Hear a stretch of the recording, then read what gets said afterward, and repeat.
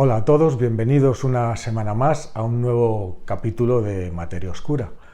Hoy vamos a hablar del universo, vamos a hablar de, como siempre acabamos hablando del universo, pero es que hoy ha habido un hallazgo, ha habido un descubrimiento que creo que es muy importante y voy a tratar de explicároslo. Antes de nada, como siempre, os quiero pedir una cosa muy sencilla, dos cosas en realidad: que dejéis comentarios en las cajas y, más importante todavía, que le deis al like, al me gusta, porque, como sabéis muy bien, eso en los algoritmos de YouTube favorece mucho al canal, porque hace que YouTube se da cuenta de que le gusta a la gente y entonces lo coloca y lo posiciona mucho mejor, y entonces podemos seguir creciendo como lo estamos haciendo, ¿no? Así que, dicho lo cual, podemos empezar directamente con este contenido. Fijaros qué título, ¿no? ¿Por qué en el universo hay algo en lugar de nada? Y es que no sé si lo habéis pensado, no sé si lo habéis pensado bien, pero si nosotros viviéramos en un universo simétrico, es decir, perfectamente simétrico, pues ninguno de nosotros estaríamos aquí. No habría nadie, porque no habría materia, no existiría nada. ¿Cuál es la razón? Pues que en un universo simétrico, y el universo, según por lo que sabemos, según los cálculos sobre el Big Bang, tuvo que ser simétrico en su origen, en un universo simétrico se tuvo que crear la misma cantidad de materia que de antimateria. Es decir, ambas sustancias, que son distintas, cuando se encuentran, se aniquilan. Como os he contado en otros vídeos, a cada átomo, a cada partícula de materia le corresponde una partícula de antimateria. Todos los tipos de materia, de partículas que existen, tienen su imagen en el espejo en la antimateria. Por ejemplo, un protón tiene un antiprotón, un neutrón tiene un antineutrón correspondiente, un electrón tiene un antielectrón, o también se llama positrón. ¿Y qué ocurre con esta antimateria? Bueno, pues que si cogemos una partícula de materia, un electrón, por ejemplo, y un positrón, que es su antipartícula, los dos son exactamente iguales, tienen exactamente las mismas características, menos una, la carga eléctrica. Es decir, mientras el electrón, por ejemplo, tiene carga negativa, el positrón la tiene positiva. ¿Qué sucede si una partícula se encuentra con su antipartícula? Boom, 1 menos 1 es igual a 0. Ambas se aniquilan en un pequeño estallido de energía. Entonces, claro, en un universo simétrico, con la misma cantidad de materia que de antimateria creadas en el instante del Big Bang, de la creación, pues toda esa materia se tendría que haber aniquilado, se tendría que haber destruido una a sí misma, sumándose todas las partículas con todas las antipartículas. Evidentemente, basta con mirar a nuestro alrededor para darnos cuenta de que no fue así, porque miremos a donde miremos, vemos materia, no vemos antimateria ahí arriba. Sabemos que la antimateria existe, se ha creado, es posible crearla en laboratorio, pero dura absolutamente nada, milésimas o menos de segundo, porque enseguida se toca con alguna partícula hecha de materia y se aniquila, pero sabemos que está ahí. Pero claro, toda la cantidad de materia que vemos, que forma galaxias, estrellas, todo lo que podemos ver a nuestro alrededor, ¿y dónde está la antimateria que se supone que tiene que estar ahí? Algunos piensan que toda esa antimateria también está ahí arriba, lo que pasa es que no somos capaces de verla. Eso significaría que debería de haber estrellas, planetas, galaxias enteras hechas de antimateria. Imaginaros, ¿no? Pero claro, eso no tiene ninguna pinta de que sea así, porque si imaginaros que hay una galaxia, o mejor, para que sea más sencillo, una estrella hecha de antimateria, todo lo que tiene alrededor, que sería materia, tendríamos que estar viendo un montón de estallidos gamma, que es lo que queda cuando se aniquilan, porque la materia externa de la estrella hecha de antimateria se estaría aniquilando con las partículas de materia que están flotando por el espacio a su alrededor. Y no vemos eso por ninguna parte. Es decir, sabemos que todo lo que vemos es materia. ¿Dónde está la antimateria? A lo mejor resulta que la antimateria no está, y que en el origen del universo, y de eso es de lo que vamos a hablar hoy, hubo un una violación de la simetría inicial. Es decir, que el universo, durante un breve instante al principio de los tiempos, violó esa simetría. Fue un universo asimétrico. Y esa asimetría permitió que hubiera, entre otras cosas, que hubiera un exceso de materia sobre la antimateria, es decir, que ya no se generó la misma cantidad, y ese exceso, y cuando surgió todo, la antimateria que había se aniquiló con la materia que había, pero como había un exceso, lo que estaríamos viendo a nuestro alrededor sería lo que sobró después de que todo se aniquilara. Es decir, la inmensa mayor parte se aniquiló, pero ese exceso, que no sabemos ni de cuánto es, de un 5% más, de un 10%, de un 20%, no tenemos ni idea, ¿no? Bueno, pues eso es lo que estamos viendo a nuestro alrededor. Claro, y ahí viene el problema. ¿Cómo demuestras que se produjo una violación de la simetría inicial? ¿Y en qué momento se produjo? Bueno, el momento parece bastante claro. Si hubo una violación de la simetría, lo más probable es que se produjera durante la brevísima pero importantísima etapa del nacimiento del universo que conocemos como inflación.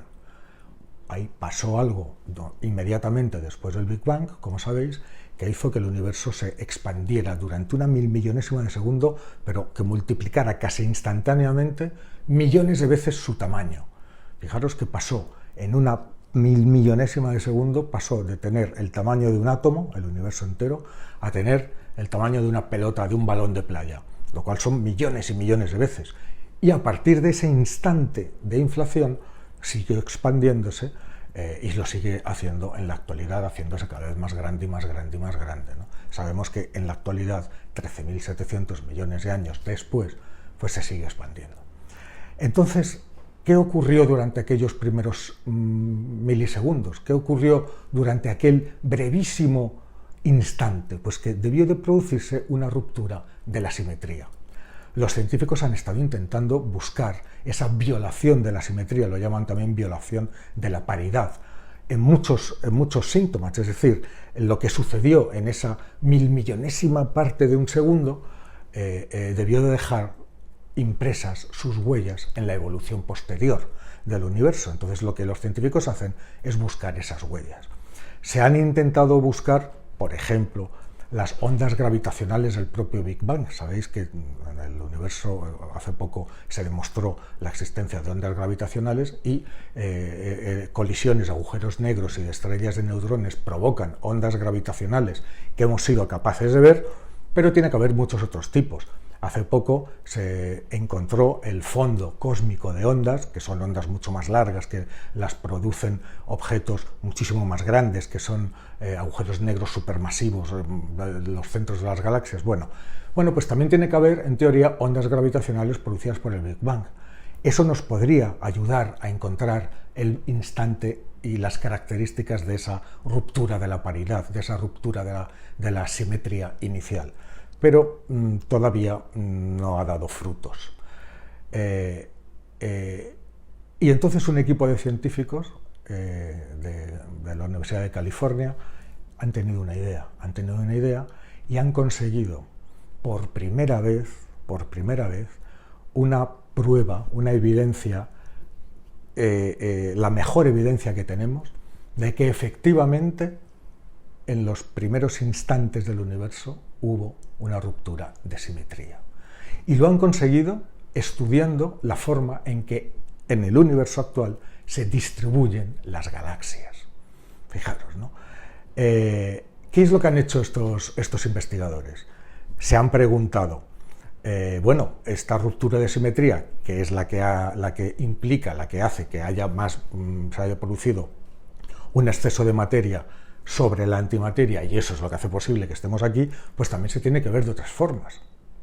Entonces, ¿qué es lo que han hecho? Han cogido 1.000 millones de galaxias,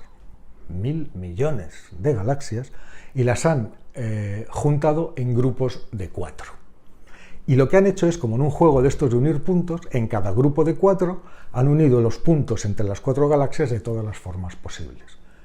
En conjuntos de 4, 1.000 millones de galaxias. ¿Qué conseguían con esto? Bueno, pues lo primero que conseguían eran unas figuras geométricas, 1.000 millones de figuras geométricas, que se llaman tetraedros. Podrían haber elegido grupos de 3, grupos de 5, grupos de 7, pero resulta que los tetraedros son una imagen de un tetraedro es como una pirámide, pero desvencijada, ¿sabes? Como desordenada. Poner 4 puntos y unirlos con líneas y veréis, eso es un tetraedro, ¿no?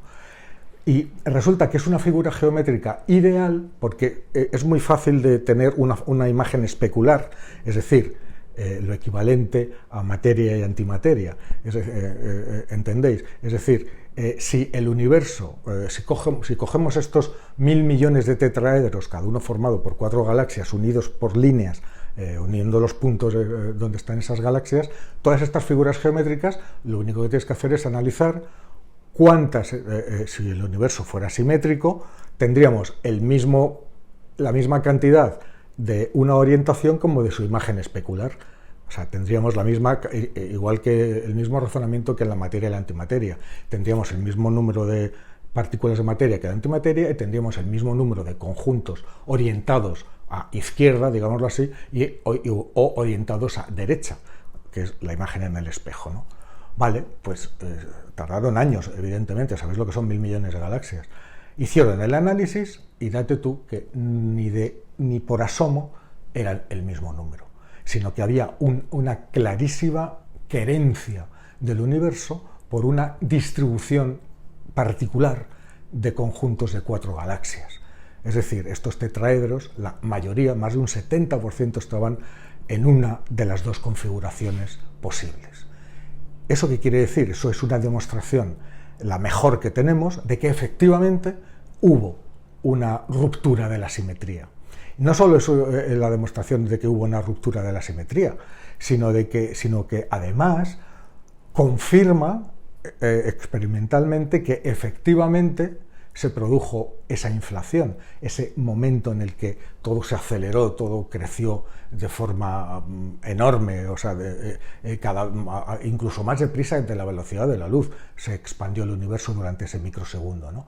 Entonces, las huellas de la distribución futura de las galaxias nacieron ahí. O sea, esa querencia del universo por esos grupos de galaxias orientadas de una manera espacial y no de la otra posible, no en su imagen especular, todo eso quedó grabado, quedó impreso en esa 1000 millonésima de segundo y se desarrolló después. Y ahora los científicos, haciendo esta cuenta de chinos, auténtica de chinos, y claro, aplicando una potencia de computación que han hecho falta superordenadores trabajando durante mucho tiempo para poder hacer todos los cálculos, imaginaros todas las configuraciones posibles de conjuntos de 4 galaxias para un total de 1000 millones de galaxias y ver cuál era la orientación de la figura que salía, del tetraedro que salía en cada uno de los casos. Imaginaros, ¿no?, la potencia de cálculo. Bueno, pues el descubrimiento, que ha sido publicado por las principales revistas del mundo, tiene una significación estadística de 7 sigma.